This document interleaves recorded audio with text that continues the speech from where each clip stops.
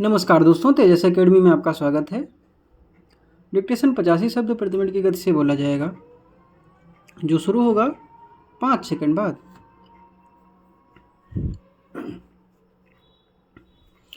माननीय अध्यक्ष महोदय, मैं इस माननीय सदन के समक्ष देश की अर्थव्यवस्था की स्थिति और हमारी सरकार की वित्तीय नीतियों पर अपना वक्तव्य प्रस्तुत करते हुए गर्व महसूस कर रहा हूँ। स्टॉप। हमारा देश वर्तमान में आर्थिक परिवर्तन के एक महत्वपूर्ण दौर से गुजर रहा है।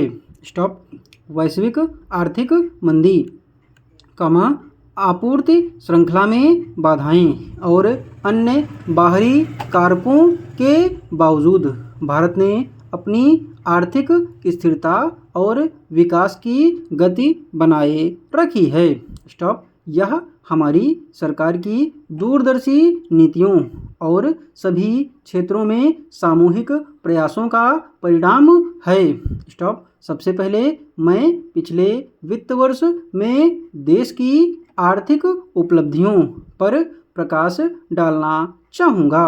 हमारा जीडीपी विकास दर वैश्विक औसत से अधिक रहा है, जो हमारी अर्थव्यवस्था की मजबूती और लचीलापन दर्शाता है।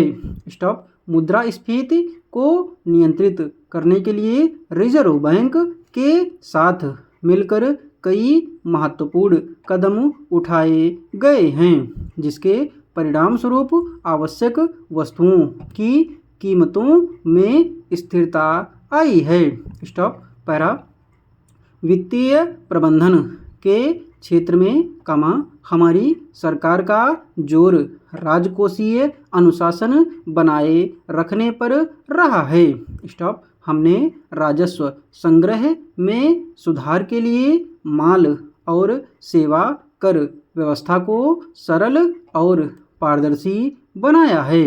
स्टॉप। साथ ही आयकर में सुधार और करदाताओं के लिए सुविधाओं को बढ़ावा देने के प्रयास किए गए हैं। स्टॉप। देश के समावेशी विकास के लिए हमने बजट में कृषि, शिक्षा, स्वास्थ्य, बुनियादी ढांचा और सामाजिक कल्याण पर विशेष ध्यान दिया है। स्टॉप। किसानों के लिए पीएम किसान सम्मान निधि योजना, गरीबों के लिए उज्ज्वला योजना और छात्रों के लिए शिक्षा ऋण पर सब्सिडी जैसी नीतियों से समाज के सभी वर्गों को लाभ पहुंचा है।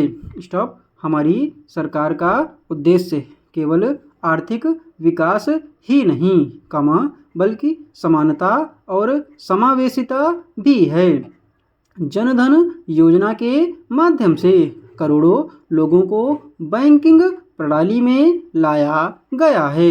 स्टॉप। स्वास्थ्य बीमा योजना, आयुष्मान भारत के तहत गरीब परिवारों को स्वास्थ्य सेवाओं का लाभ मिल रहा है।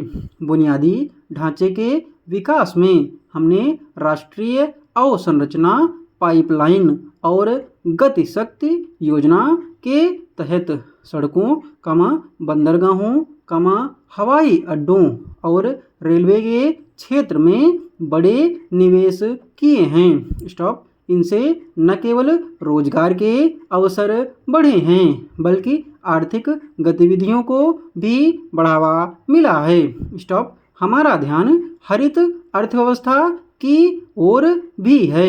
नवीकरणीय ऊर्जा, इलेक्ट्रिक वाहनों को प्रोत्साहन और जलवायु परिवर्तन से निपटने के लिए आवश्यक वित्तीय प्रावधान किए गए हैं। इससे भारत की वैश्विक छवि एक जिम्मेदार और सतत विकास के पक्षधर देश के रूप में उभर रही है।